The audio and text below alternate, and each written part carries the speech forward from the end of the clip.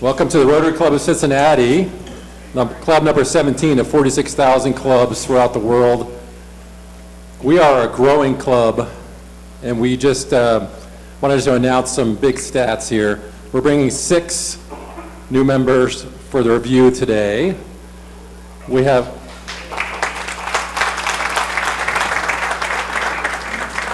We have 43 new members. We had 42 last week, and now we have 43 new members that have come into our club.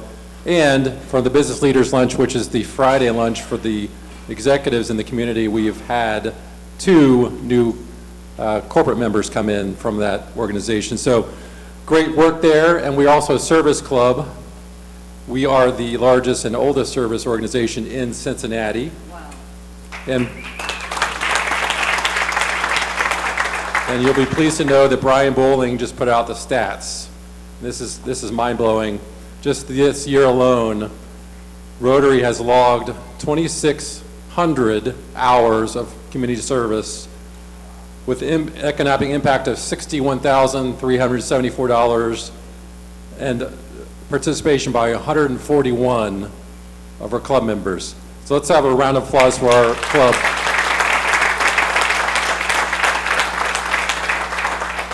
We are here to celebrate the true heroes of Cincinnati, our teachers.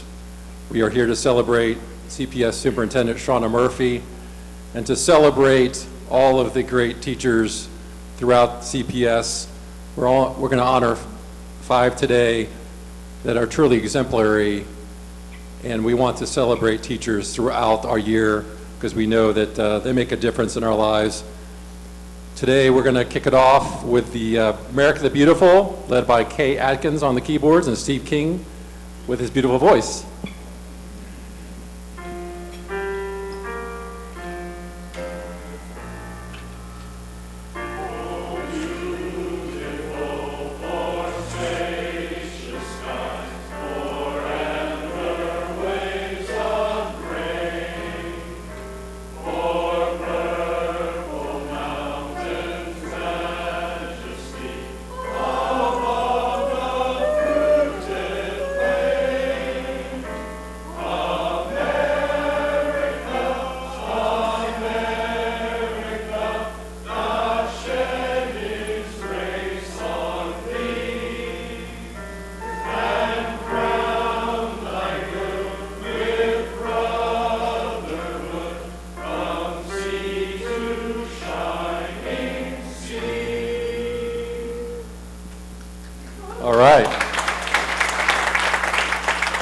As a reminder, we have Dave Lapham from Bengals TV and radio co-analyst here in the View next Thursday. Sign up by Friday at 5 p.m. I'm going to turn it over to Michael Lardo for the boardway test and invocation.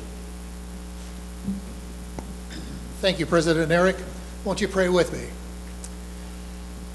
God of all creation, we meet this week as we do each week to catch up with friends, to learn about opportunities to serve, and to become better informed about our community.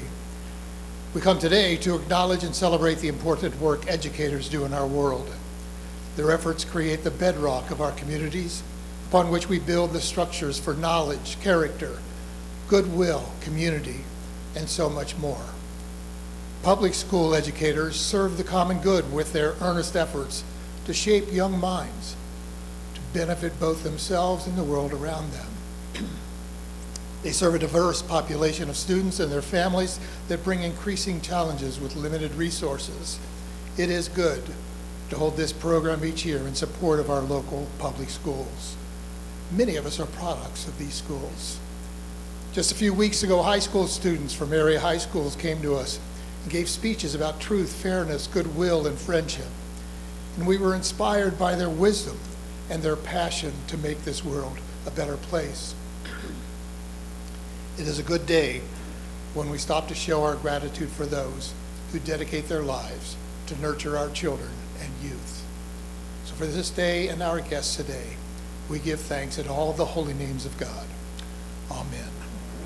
And now for the 4-way test. Is it the truth? Is it fair to all concerned? Will it build goodwill and better friendship? Will it be beneficial to all concerned? Be seated. Thanks, Michael. So to announce our guests and visitors, we have Don Catchman. Thank you, President Eric.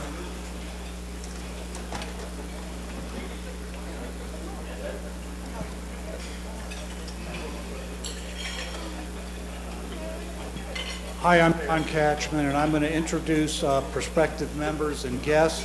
First of all, I would like to welcome teachers and educators that are here as our guests. I think I would echo everything that President Eric said. In the interest of applause equity, can you hold your applause to the end, and then I can get through this list of names a little quicker. The first group is going to be prospective members. Hope everybody can hear me in the back. Alex Rogers of Steve Rogers Insurance, prospective member of Steve Rogers. Brioka Green, and please stand when I read your name. Brioka Green, prospective member of Michelle Starr. Heidi Spade of Horizon Equipment, prospective member of Michael Schwartzman. Michelle Landers of Boy Scouts, prospective member of Michael Schatzman. Robin Walker of Camp BYOC, prospective member of Pat Neil Miller. And Tyler Rowe of New York Life, prospective member of Diane Nevius. Now for the list of guests, we have Aaron Bly of Cincinnati Blind, guest of Patsy Vaughn. Becca Freihoff of Magnificent Giving, guest of Allison Kaufman. And lastly, we have a visiting Rotarian, Mark Goodman. Thank you. Thank you all. Thanks, Don. And we welcome all of our prospective members to become members in the future and to become part of this vibrant and growing club. It's my pleasure to bring up Patsy Bond to represent. She is the meeting sponsor for today, Cincinnati Association for the Blind and Visually Impaired. Thank you for your sponsorship, and let's learn more about your organization. Thank you very much. We want to thank all the Rotarians, especially the Rotary Foundation, for a recent grant helping us with our vision resource van. We're taking vision screenings out into the community. We serve 15 counties in the greater Cincinnati region, and we're especially trying to reach people that are underserved. So thank you for your support.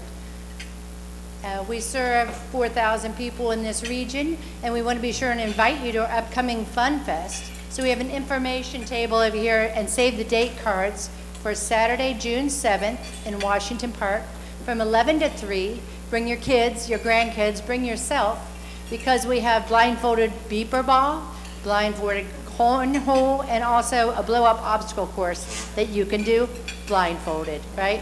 You don't need tickets in advance. You can buy your tickets that day. Come and have fun with us. Thank you.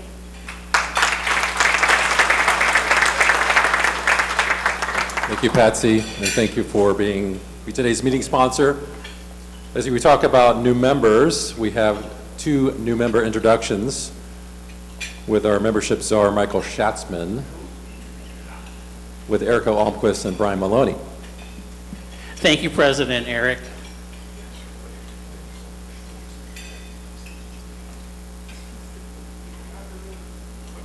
Good afternoon. No, let's hear it again. We got to impress our friends on how I've taught you to respond. We have teachers in the room. They're going to send you up to the blackboard and make you write it. Good afternoon. Good afternoon. There we go. All righty. So today we are lucky. We have 2 new members whose lives have been shaped by Rotary from a very young age. It's my pleasure to introduce one of the newest members of our club, Erica Almquist. Erica's roots in Rotary run deep. Inspired by her parents, especially her father, Rotary Club of Cincinnati past president, Arne Almquist, past president of Club 17. Following in his footsteps, Erica served as president of the Florence Interact Club, leading a service trip to the Dominican Republic that fueled her passion for global service and connection. A proud Cincinnati native, Erica earned her degree in international studies from Northern Kentucky University. Professionally, she's the marketing coordinator for DBL Law. And we have Drew Emmert, who's also a member of our club. Hey, Drew. So now we have 2 members from DBL supporting Club 17. They have offices in Cincinnati, Cincinnati, Covington, and Louisville. But wait, there's more. She also runs her own creative agency called Almquist Artistry, which specializes in music production, songwriting, and fashion photography. I've seen her work. It's pretty darn good, so check it out. She's already involved in our World Affairs Committee, Picnic Committee, Social Media Committee. She jumped right in. She brings fresh energy and a true passion for service to our club. Please give a warm Rotary Club welcome to Erica Almquist.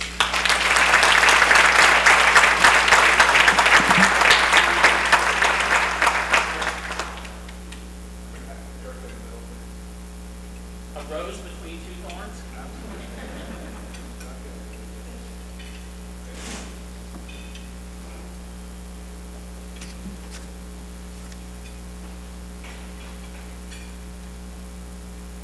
Just a moment while we reset the teleprompter.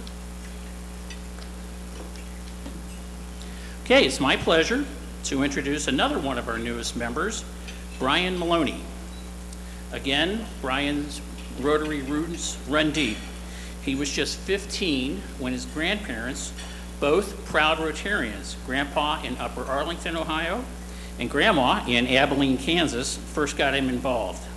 He showed up at one meeting, and 3 months later, he was building houses in Honduras.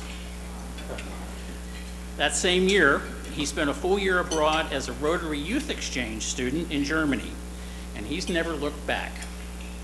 Since then, Brian has studied, worked, and served around the world, earning degrees in world languages and international studies, completing a humanitarian program in Germany and Spain, and working with organizations like the German Red Cross, nonprofits in Uganda and Morocco, and refugee relief efforts in Colombia.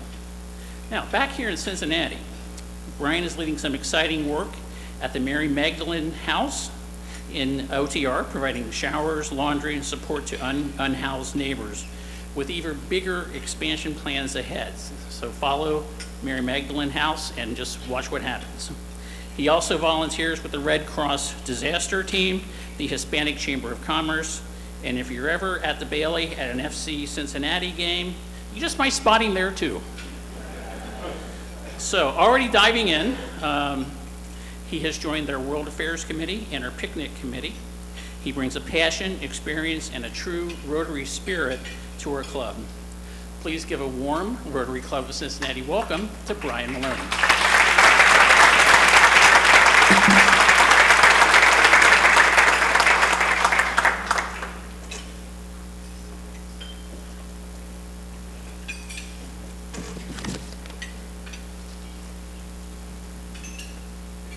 And now, back to your regularly scheduled programming.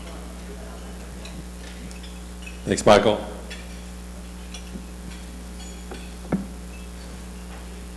And as since Michael's up here, I got an announcement this week that our club is being recognized at the district awards at the end of this year to celebrate our growth, and they're specifically honoring Michael Schatzman for his great work. We're getting the Engage Award, which is only given to one club in the district. So thanks, Michael, for all you do for our club.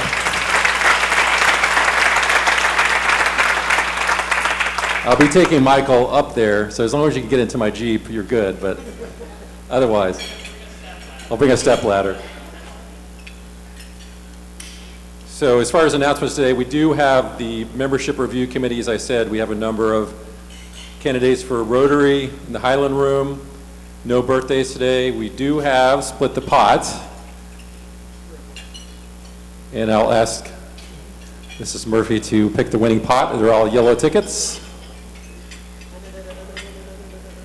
And the number is 385574. 385574. $35 to the winner, big pot at $198.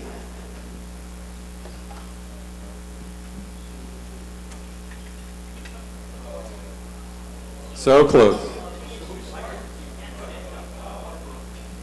So our next professional development series event, Feedback That Works, Authentic, Actionable, Transformative, with Ann Thompson, Leadership and Career Coach, will be held at 11 a.m. before the Thursday, May 15th meeting. Sign up in DACDB. In our next Rotary Connect Committee, join them for an unforgettable evening at Par 3 Newport on the Levee on May 29th from 5:30 to 8 p.m. All are welcome. Please plan to attend and bring a guest. Mini golf is available for members and additional guests for just $16. RCP and DACDB. This is the office update. This week, the office is emailing out your July through December 2025 dues invoices. Your payment is due date is May 26. Please note that the Club 17 is financially responsible to Rotary International for anyone listed on our roster as of June 30th, 2025. The Rotary Club of Cincinnati Board of Directors is proud to share that there will be no increase to the club's portion of your dues for the billing period, thanks to the careful stewardship from our Board of Directors. However, a portion of your total dues payment goes towards Rotary RI and the district, and both have announced a following rate increase for the coming year. Rotary International dues have increased by $5 per year, and Rotary District 6670 dues have increased by $3.50 per year. Because we bill twice per year, these adjustments result in an increase of approximately $425 for this invoice period. Additionally, with the view at Mount Adams as our new home base, members now enjoy free parking, which helps offset these increases. Previous parking costs was $5 per meeting. And then another part of the invoice was dedicated to the red light table, which I have the lantern here. If I could have the red light table stand. The red light table is back.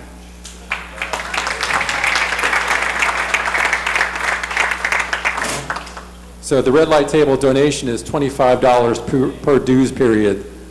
The red light table has been a cherished tradition of the Rotary Club of Cincinnati since 1928, originating when a power outage at the Gibson Hotel nearly canceled a meeting until one of our founding members retrieved railroad lanterns from his truck to keep the meetings going. Thanks to the red light table, next Rotary year, the table and their funds will be funding the police, fire, sheriff, and Cincinnati Public Schools appreciation luncheons. Through the generosity of our members, the red light table can continue to give back and support these important programs. To help sustain these efforts, a $25 optional donation has been included on your invoice. If you prefer not to contribute, please simply contact the Rotary office and we will remove the charge from your invoice. We do want to thank the red light table for all that they do, and let's commit to them so that they can honor their pledge for this great thing. And I want to have a round of applause again for red light table. If you have any questions or do not receive your invoice, please contact the Rotary office immediately or simply reply to the newsletter email.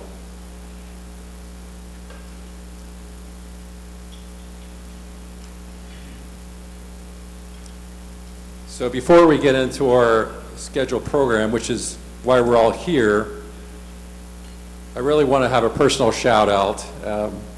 So on a personal basis, I'd like to acknowledge all of the CPS teachers at today's meeting for their dedicated service to our community. As someone with, as I was sharing with Shauna Murphy today, as someone with a deep family connection to the teacher profession, I come from 3 generations of teachers to both parents, grandparents, and great-grandparents were teachers, and my daughter's a teacher.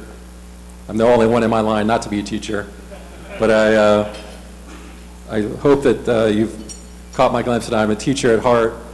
I've seen firsthand the positive impact of educators.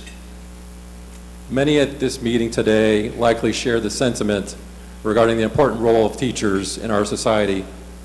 Let's recognize their contributions today. If you are a past, current, or future teacher, please stand to be recognized.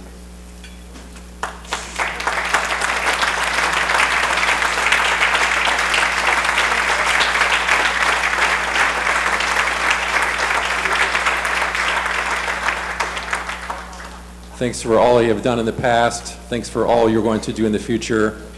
And with that, I'm going to turn it over the program to Allison Kaufman with today's recognition luncheon. Thank you. So it's an honor to play a small role in the Cincinnati Public School Appreciation Luncheon. Club 17 is honored to celebrate and thank you for everything that you do for our community.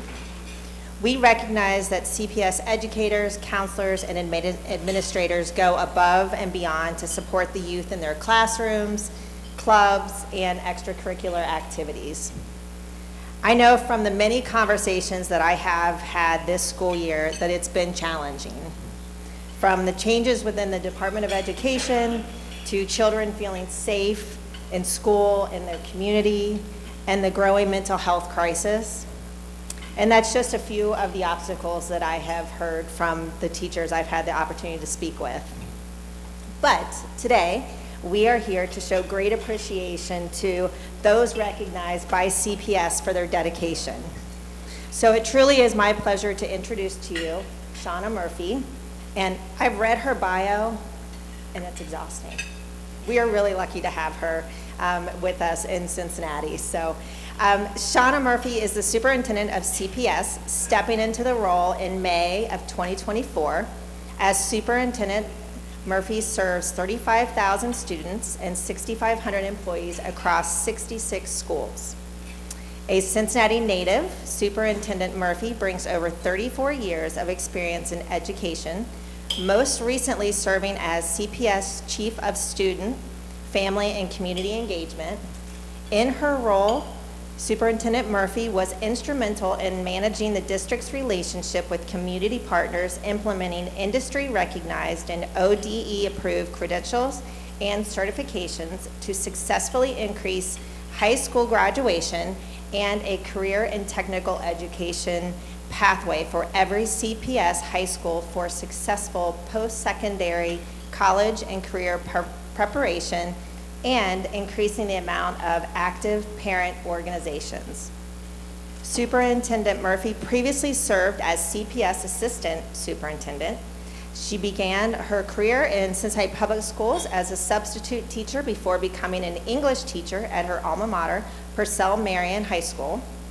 She served as the school's academic dean before returning to CPS at the School for Creative and Performing Arts.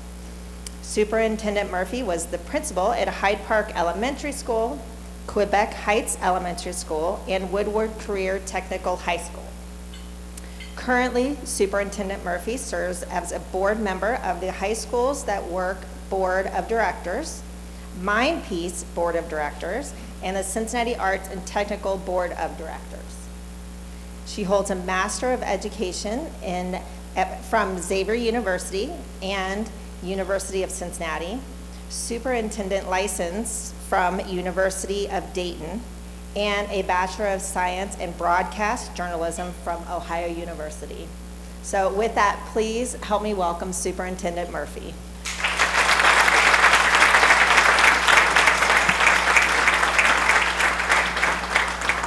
Ooh, that was a lot.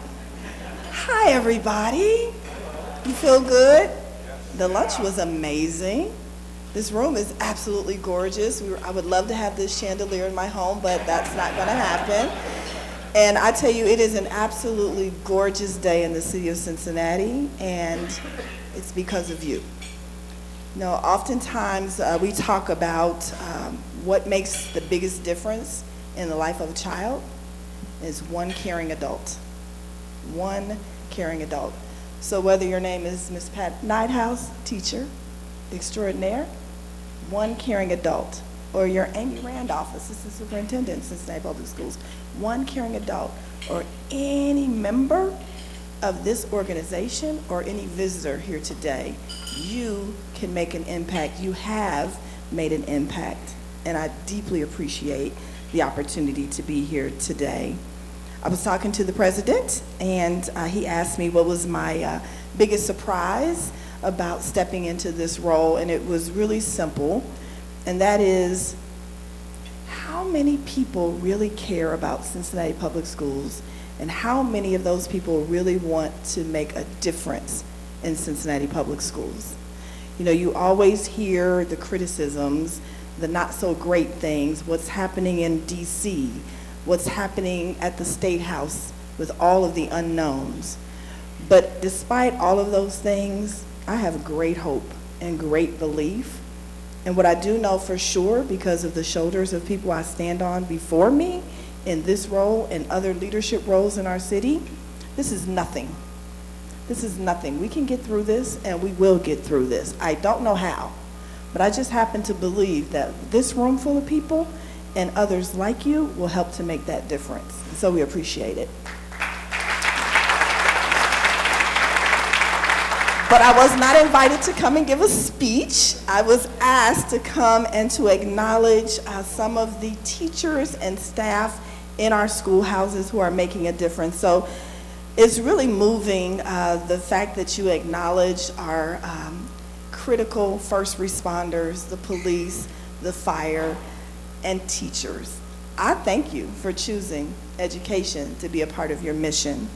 And so with that, I think I'm supposed to start by introducing to you a Community Service of the Year recipient.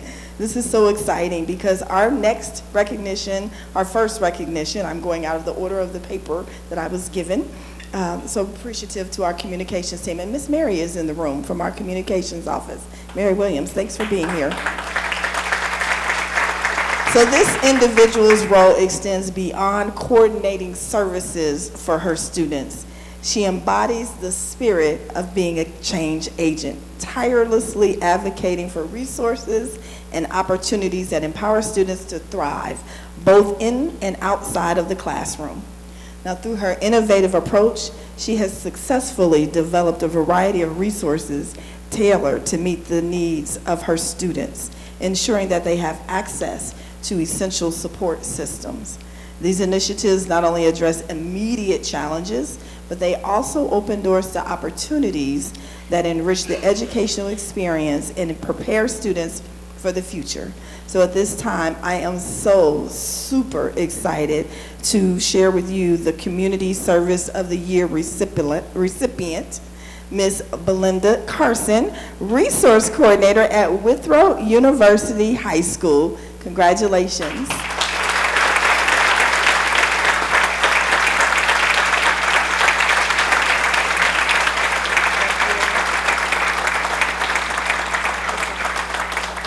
And trust me, she is very hard work. Oh, we're taking a picture. I think they probably want you in the middle for the real picture.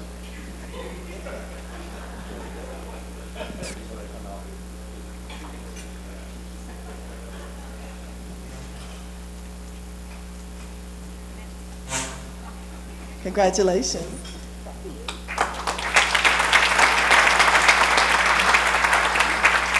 All right, now I understand how this goes. I'll do better this time. All right. So next we have our recognition for the Innovator of the Year. Oh my goodness. This educator's classroom buzzes with intellectual curiosity, where students are active participants in their education. She masterfully cultivates a love for learning by transforming complex concepts into cultivating experiences, whether it's wearing a powdered wig as the founding father, or turning her classroom into legal teams where students wear badges as lawyers and judges and engage in lively discussion. She sets high standards for her students through a deep belief in their potential. She creates a safe and supportive environment where students are empowered to take risks and challenge themselves. So at this time, I would love to recognize Ms. Caitlin Halpin, a teacher from Western Hills University High School, for the Innovator of the Year Award.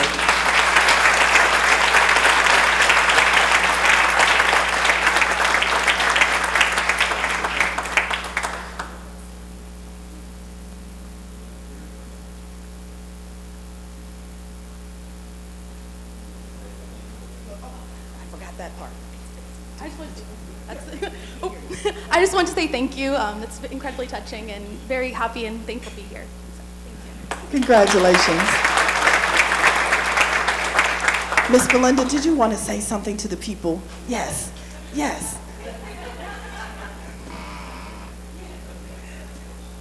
I'm sorry, I don't have a voice. The students got me sick.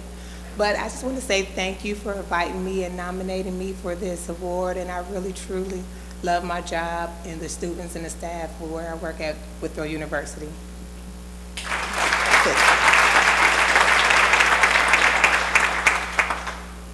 All right, moving on to our next recipient.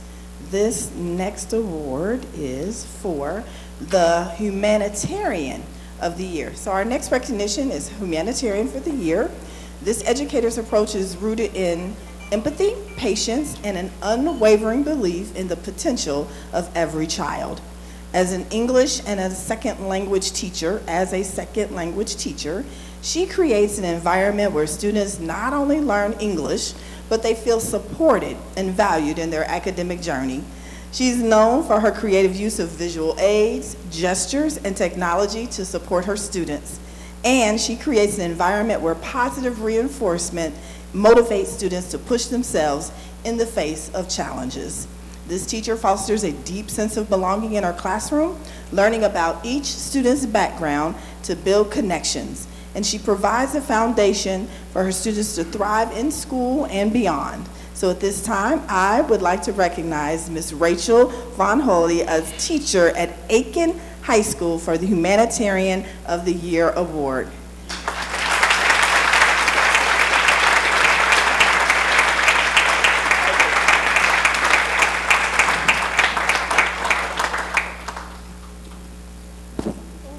I wasn't expecting that. It's the students. That's why I'm here. I would not be who I am today if it wasn't for them. Oh my God, I was not expecting that. So yes, Humanitarian Award, it holds a very special place in my heart. So thank you all.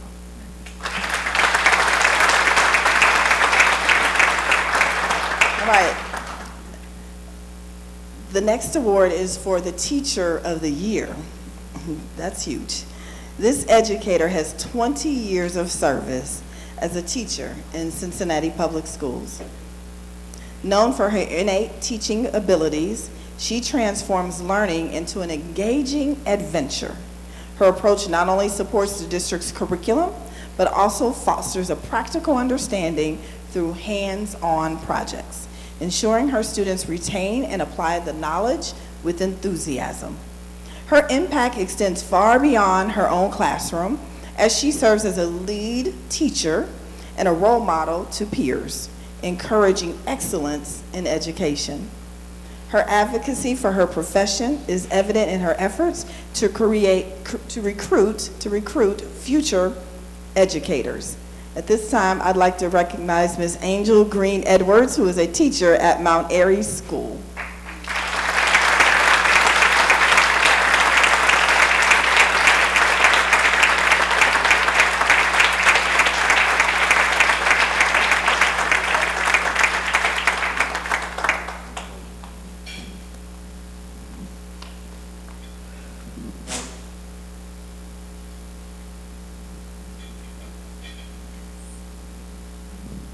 Thank you so much to Cincinnati Rotary Club, Cincinnati Public Schools Administration, as well as all of us, all of our stakeholders. Thank you, thank you, thank you. This is such an honor and a privilege, and I'm giving my sincere thanks. I do it for my students. They are my why. And so it is just a privilege. I I just have to express sincere privilege. It's a sincere privilege to be here today, and I pledge with my whole heart that I will continue to educate my students to the best of my ability with my whole heart. Thank you so much.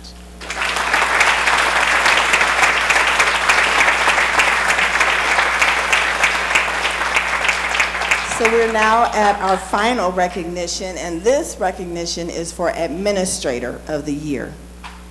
This individual has served as a teacher, a band director, an elementary principal, a high school principal, in more than 40 years of service to Cincinnati Public Schools.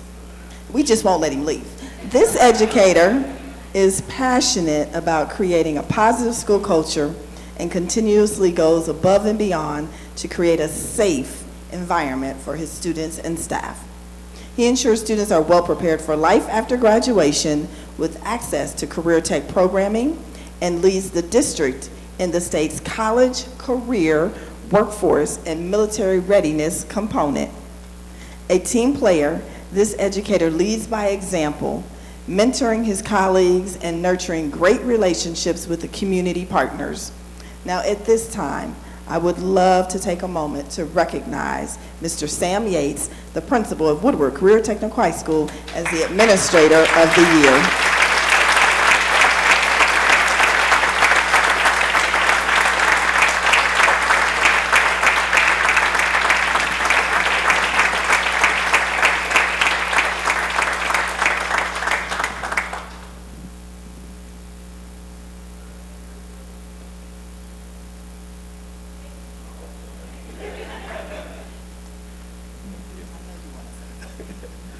Ms. Murphy, no, I don't want to say nothing.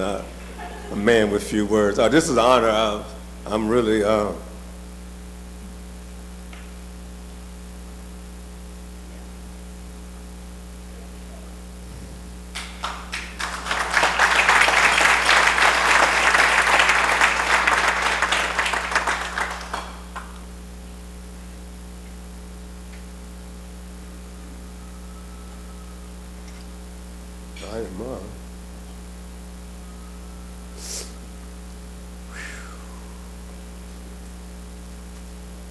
give me a second. I'm gonna get it together. I just work for the kids. I'm passionate about what I do. I keep coming back because I love the kids. I love the community. And then I know we can make a difference. It's a struggle sometimes because what kids have to go through. But if we don't do it, who will? So we got to go over and beyond what we have to do to save, if we can save one. So that's why I keep coming back and keep giving, keep serving. I'm a servant leader. That's it. I'm here to serve adults, children, whoever we can make an impact in to make their lives better. And I'm humbled because I don't expect nothing. I just expect to make a difference in somebody's life. And I thank you, thank you, thank you, thank you.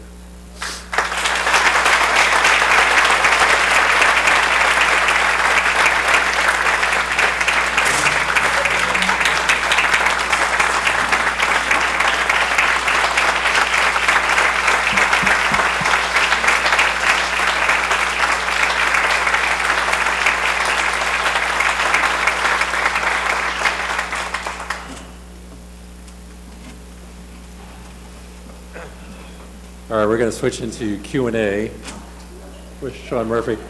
We have Sarah with the roving mic, and Mrs. Murphy will have time to answer questions today. She'll also be staying a little bit later, but let's, if you have questions, raise your hand, and Sarah will stop by.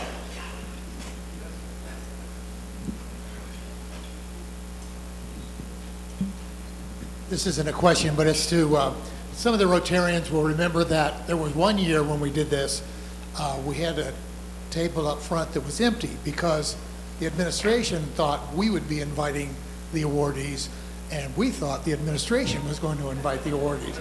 That was in between superintendents, so it was kind of a, y'all remember that? And I was up there. Were you the president then, I think? Oh, okay.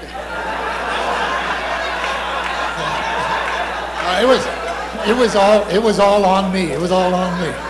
I made some assumptions. But I just wanted to say that this year I had something else happen. Allison and I are co-chairs, and we sent out emails acknowledging and congratulating the awardees.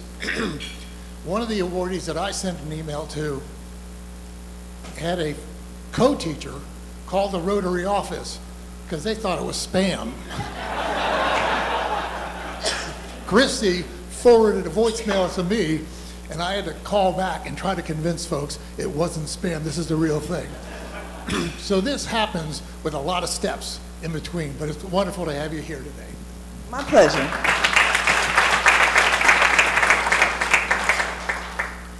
So hi, thanks for being with us today. What's your greatest challenge as a superintendent, and how do you plan to solve it?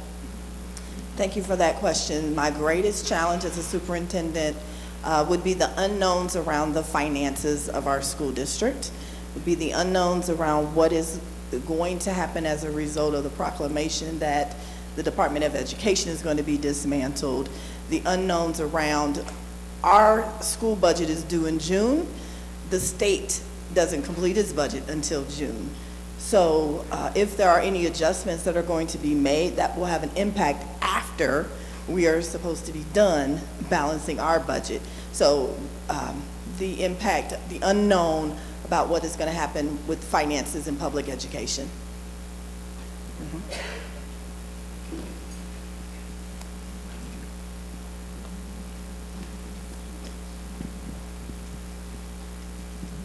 Hi, I'm visiting from Albuquerque, New Mexico, and I was really excited to be here for this program today.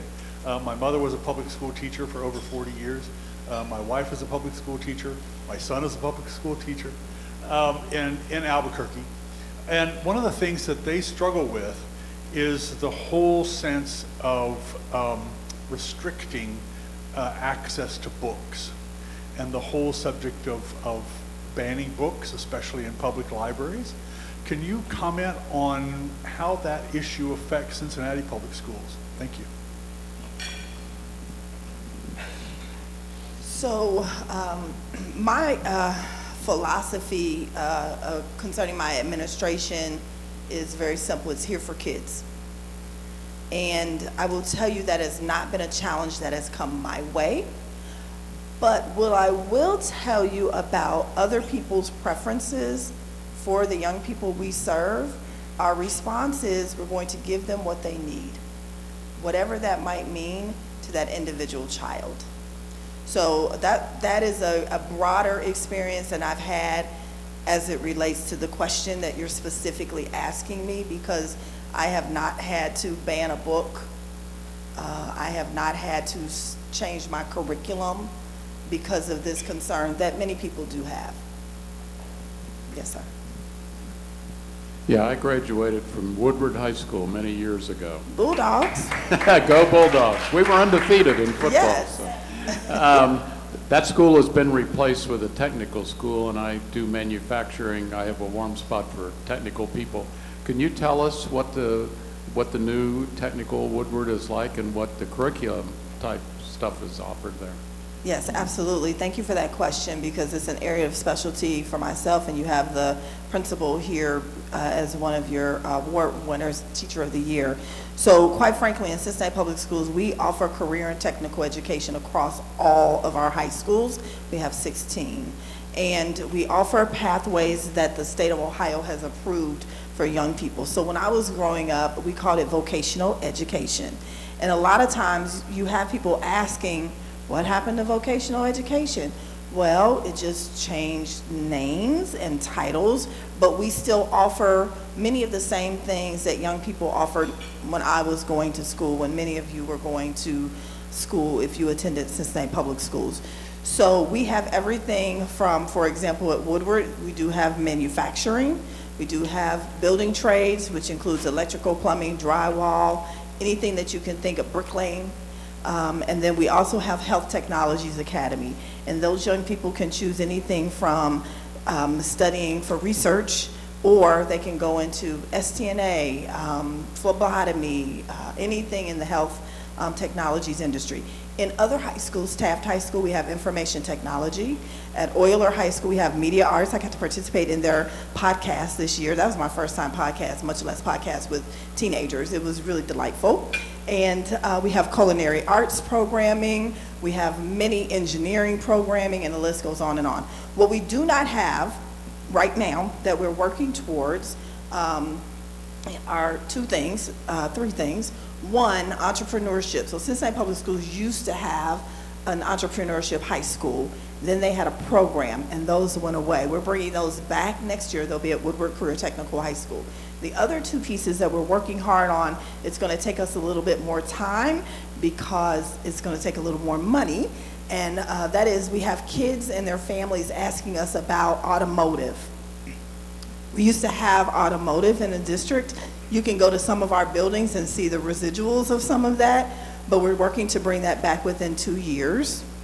And then the third is cosmetology. The men and the women, young people, really are interested in cosmetology. So there's just about everything that you can think of that they offer at the Oaks, which is what is often referenced, that we offer in Cincinnati Public Schools as well.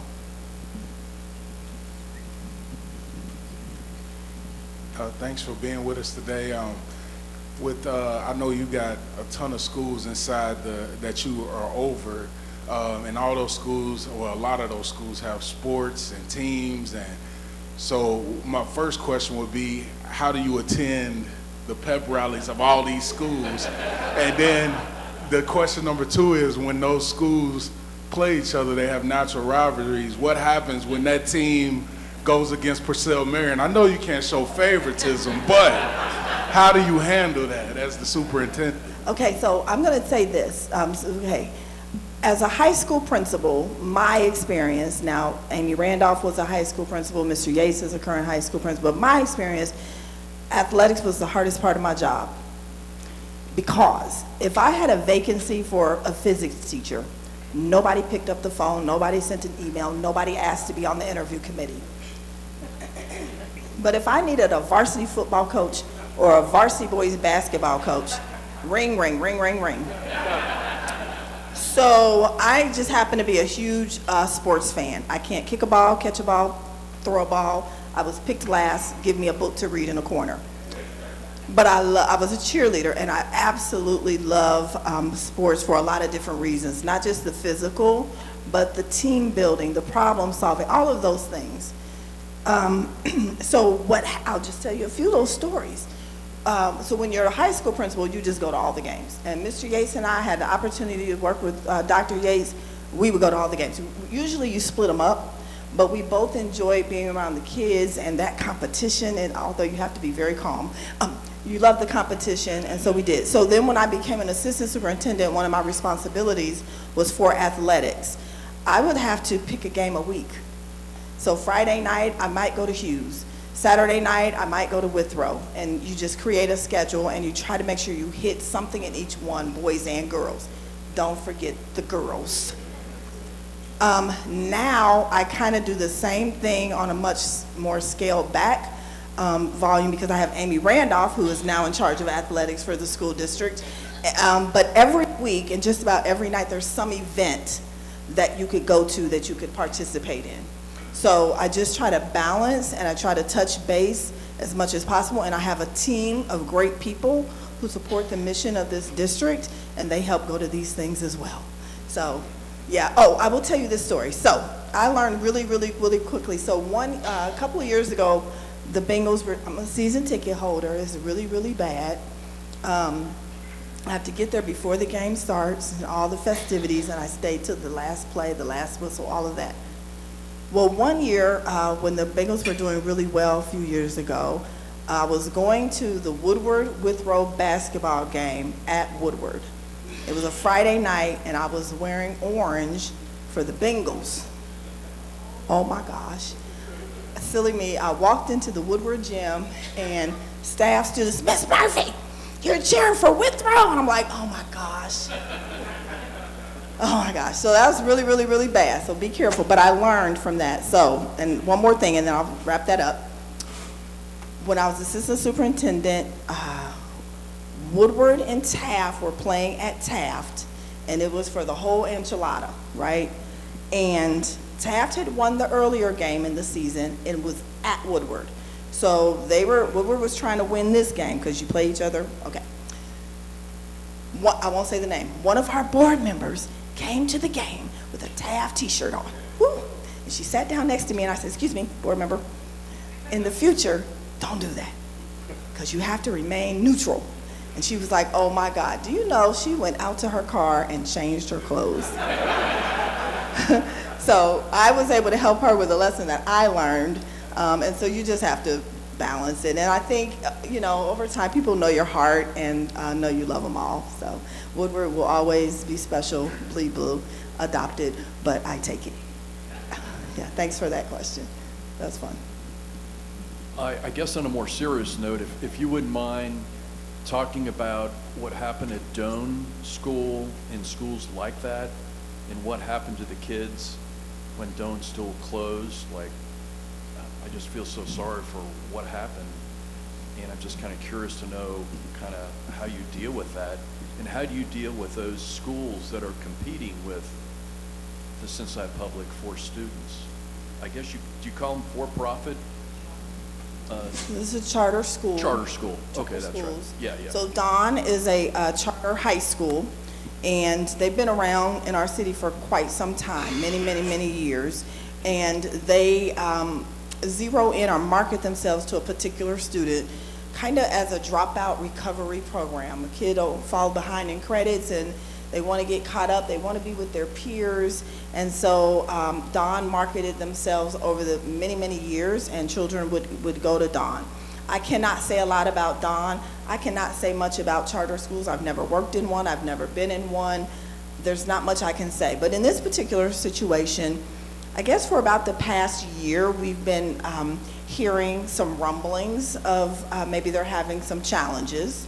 And I'll fast forward, and probably in early March, there were rumors heavy that they were thinking about closing, but they were talking about at least getting to the end of the school year in terms of their finances and being able to make payroll, et cetera. And so we were on spring break. We were headed into spring break, a Friday, and I spoke to one of their board members, and she said that we're going on spring break, and then we are going to formally announce that we're closing. So I said, okay, understood. And then during spring break, I got a message that they're going to make a public announcement on the Friday at the end of spring break that they were closing their doors. That was a Friday. That Saturday morning, I picked up the phone. I made one call to the manager of our customer care center, and I text in our group text all of the assistant superintendents and our senior leadership team. We're going to open the building of the Ed Center on Sunday. This is their last Sunday of their spring break. They did it. They came, they did it. Security unlocked the door, stayed with us. A few of the teachers came, stayed with us. My registrars who work in our customer care center came, stayed with us. A couple of the other senior leadership team members were there. And we registered about 235 students. I'm not clear, like I've gotten questions, well, how many more are there? And I have no idea. I don't know how many students went to Don. I have no clue. But we have 235, and they're enrolled in a variety of our high schools, including our virtual programs and our digital academy, depending on what their needs are. We also deployed about 3 or 4 school social workers and paid them extended time to spend time with those students to make sure they had a good transition, to make sure they had everything they need to be successful. So that's what I can tell you. They're there now. Some preparing for graduation, and they are Cincinnati Public School children.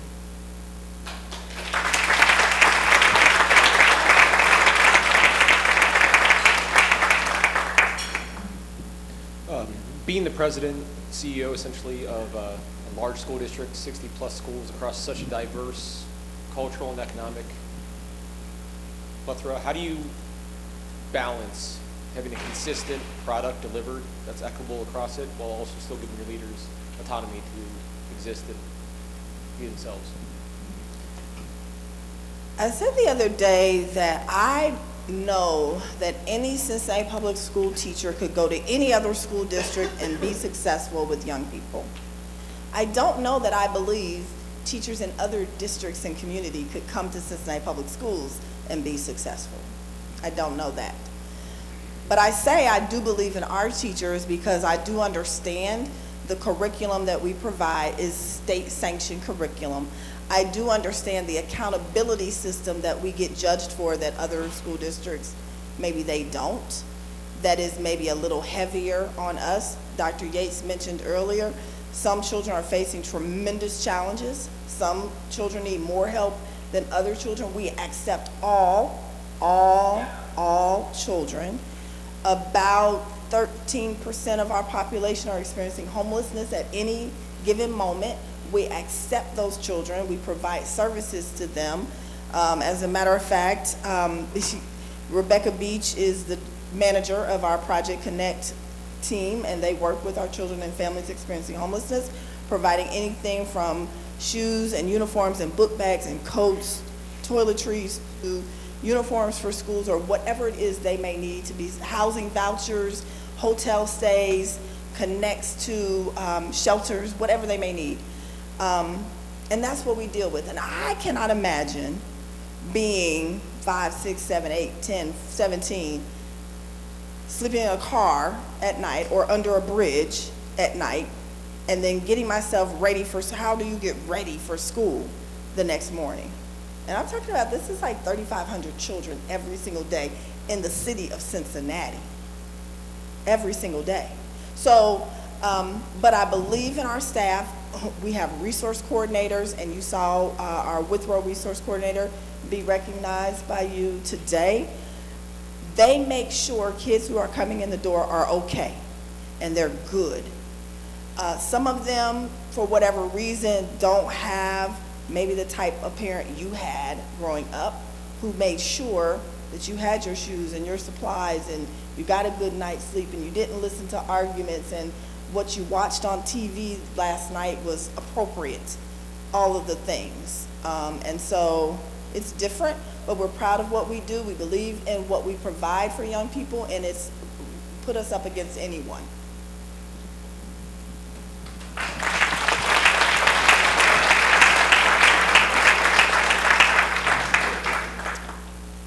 I have a comment and a question. Hello. First of all, thank you for being here. And as a CPS parent, thank you for your leadership. We have twin daughters graduating from Walnut a year from now, and I'm not okay. I'm in denial. But my question relates to parenting. We just kind of touched on it. Like, how challenging is it getting parents to be involved and engaged, especially with schools or students that are struggling? And then what support do you need from the community to help with getting parents and families involved? The support from community is to know our story and be able to share the story and be able to share the good news. And if there is misinformation being shared, to help clarify. Years ago, I was out and I was overheard a conversation about a school. And I asked the person, I said, oh, do you work there? No. Do you have a child there? No. Do you know someone who goes there? No. How do you know? How do you know? So the more people who know our story, our real story, our successes, our challenges, but how we're overcoming the challenges, the better off we'll be. So thank you for anything that you can do to tell the story. Parents and the challenges that parents have. So when I was growing up, my mom raised 4 girls, and she worked. And she worked, and she worked. She didn't come to open houses. She didn't come to parent meetings, but we better not give her a reason to need to either. And that was very clear. You understand what I'm saying. We have parents these days who are working multiple jobs or have multiple children in different schools. So when I was principal at Woodward at one time, our district, all the elementary schools had open house on the same night. All of the high schools had open house on the same night. So when my daughter, who was a student at SCPA, had her open house, I couldn't go because I was working my own open house. So some people may view parent involvement and engagement as being in the school all the time. We have to broaden our horizon and our thinking about what parent engagement is. So for me, if you make sure the child has a place to sit down and do their homework at night, that's engagement, and I appreciate it. So for me, if you make sure the handbook is signed off on and brought back to school in a timely manner, that's engagement. You know what is going on, you've read this handbook, you've signed off, you support, I thank you. So I think it's a broader scope of what we have traditionally thought parent engagement was. So we have in our school district a parent champion who navigates making sure all 66 of our schools have a parent organization that is led and governed by parents. Sometimes it's harder than others, but we have them in all of our schools now. Thank you all the teachers and administrators who came out today. I wanted to ask, you mentioned about the phone ringing when there was a physics position open for a teacher. Does the Cincinnati Public Schools, do they find themselves on average sufficiently staffed, or do you have issues bringing people in or with retainment? And how do you market yourselves to keep people either coming in or to stay within the district? I think that's a super cool question, and Ms. Pat Neal-Miller is also in the building, who used to run our Human Resources Department. When I was graduating from high school and preparing to go to college, I wanted to be a teacher. I wanted to go to school for education. My mother said, no, you will not, okay? So there is, but I did anyway. When I went to grad, I had to wait till grad school. But there's this thing about education, you don't make enough money, it's hard. Dr. Yates told you, it's hard, it is hard. And so there are a lot of people who, they may have the passion, the heart, the desire. There are other things that society says that stops them from pursuing a career in education. We do have a lot of second career people, and when I say second career, maybe you spent 2-3 years in a particular career and decided this is what I really want to do, or maybe you spent 10 or more and this is what I want to do. So is it challenging to recruit? Yes, because if you look at the teacher education programs across our country, that pool is shrinking. UC's program, their college, I'm not going to get the name right, anybody here from UC working on that campus? Well, it's not just the education department, it's education and criminal justice. Thank you, CECH. It's many things in one. To me, that speaks to the pool of students who are enrolling in each of those programs. So the pool is smaller.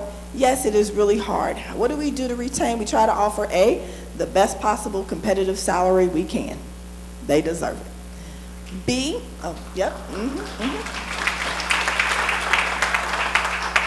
B, we do have infinity groups for teachers who it connects them. I think when you get involved in an organization, a lot of times it's because someone invited you to the table, and so we intentionally invite people to the table to participate and collaborate and have things of interest to them.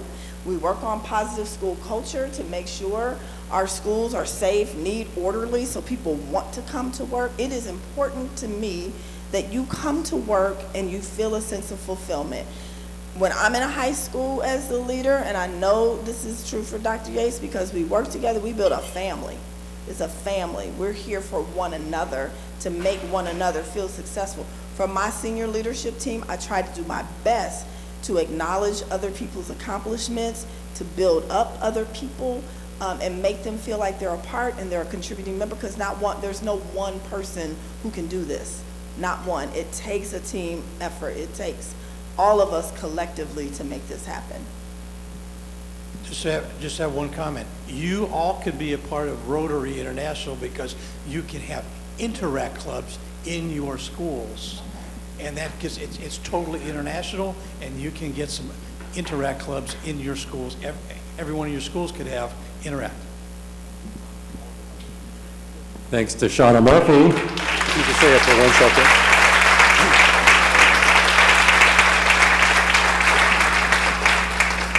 So this Rotary year, the theme is Magic of Rotary. And Shauna Murphy and all the teachers recognize, and all the teachers here, you bring magic to the children in this community and the future leaders of this community. So thank you for all you do. A couple things. Rotary Foundation of Cincinnati is going to make a gift of $1,000 to CPS, supporting what your efforts, checks in the mail. So the office is going to send it out. But Rotary Foundation is a large institution here in the community. We support great efforts like CPS.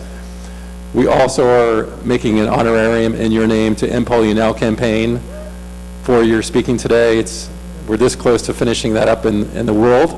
And then thirdly, to remember this day, I have a special coin that has a Cincinnati skyline. If you look out these windows, you'll see the same skyline, the Rolling Bridge, and you see the four-way test, which is our mission statement.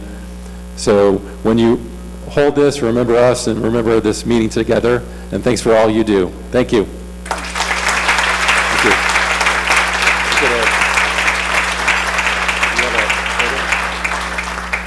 I think we're going to get a, yeah.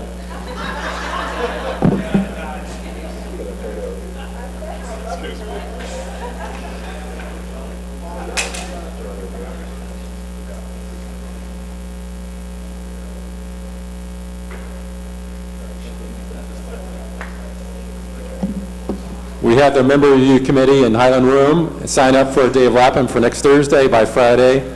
And we'll see everybody at the Derby Day on Saturday. Have a great rest of the day. Thank you.